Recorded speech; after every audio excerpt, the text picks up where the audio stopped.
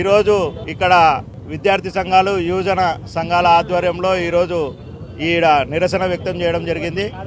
ఎన్నో అబద్ధపు హామీలు ఇచ్చి ఈ కూటమి ప్రభుత్వం ఏర్పడిన రోజు నుంచి కూడా ప్రజలకు ఏం సేవ చేయాలనో వాటిని విస్మరించి వాళ్ళు ఒక బుక్కు రాసుకున్నాడు ఆ లోకేష్, ఆ రెడ్ బుక్ రాజ్యాంగాన్నే అమలు చేస్తామంటూ ఈరోజు కూడా దాని మీద పెట్టినంత శ్రద్ధ ప్రజా పరిపాలన మీద పెట్టడం లేదు.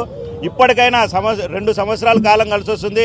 ఇప్పటికైనా ఈ విద్యార్థులను యువకులను వేధించేది మానేసి ప్రజలకు ఏం చేయాలి, విద్యార్థులకు ఏం చేయాలి, యువకులకు ఏం చేయాలనే దాని మీద దృష్టి పెట్టాలని డిమాండ్ చేస్తూ, ముఖ్యంగా యువకులకు 20 లక్షల ఉద్యోగాలు ఇస్తాం, లేదంటే నిరుద్యోగ భృతి ఇస్తామని మీరు అధికారంలోకి రావడం జరిగింది. 20 లక్షల ఉద్యోగాలు ఎలాగో ఇవ్వలేరు. నిరుద్యోగ భృతి అన్న ఇప్పటికైనా 2 సంవత్సరాలు కానికి వస్తుంది.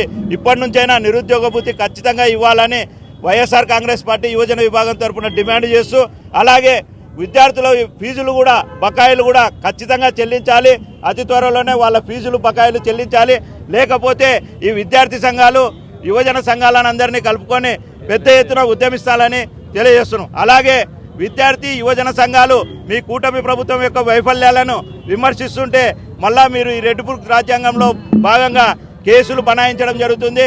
కేసులు బనాయిస్తే యువకులు కానీ విద్యార్థులు కానీ ఎప్పుడు ఎన్నికిపోరు.